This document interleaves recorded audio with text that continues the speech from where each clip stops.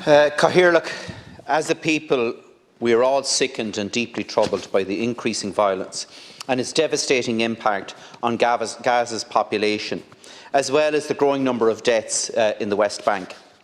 Every one of us is appalled by the unprecedented level of casualties on both sides and the severe suffering this conflict is inflicting on innocent victims, including older people, women and especially children. I most strongly condemn any acts of violence against civilians which are completely against international humanitarian law. Although the International Criminal Court is already probing allegations of war crimes and crimes against humanity in both Palestine and Israel, including those since the 6th of October 2023, these investigations need to be expedited. Currently, the capacity for a thorough investigation, ongoing for the last 32 months, is lacking, and I welcome the Sinn Féin motion tonight, which has exposed this intolerable delay. But I agree with the Taoiseach that it is crucial for all nations that have signed up to the Rome Statute to now live up to their responsibilities and provide the necessary financial and political support to the International Criminal Court to conduct a comprehensive and prompt investigation into all allegations of such crimes, including those since the 6th of October 2023. Regarding the Social Democrats' motion tomorrow, I've received hundreds of emails asking me to, and I quote, put aside party politics for human decency. And that's exactly what I intend to do. And I'm not speaking here without some understanding of the issues in this part of the Middle East. I've been directly involved in a peace-building process in the region for the last number of years. In recent weeks, I've had a very modest yet informed role in conversations concerning the ongoing crisis. My involvement has been primarily supporting efforts towards establishing a humanitarian pause in the escalating situation. And this is not a time for political manoeuvres. It is a time to halt violence and to save lives. Diplomacy and dialogue are needed now more than ever.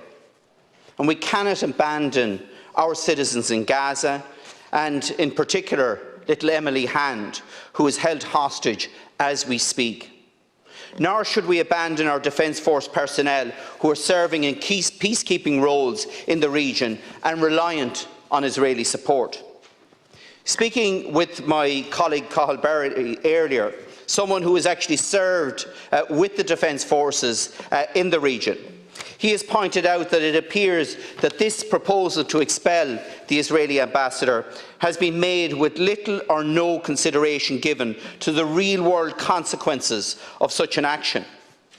Ireland has almost 10% of its army, almost 500 personnel deployed in the Middle East at all times.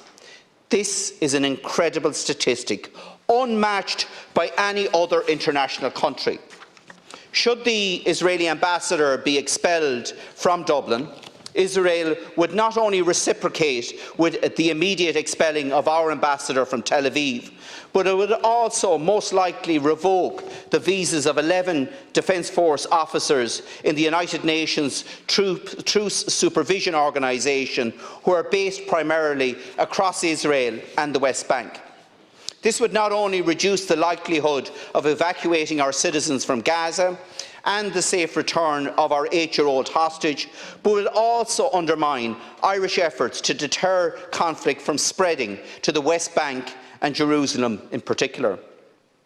The risk of an Irish UN post being shelled as a reprisal would also increase.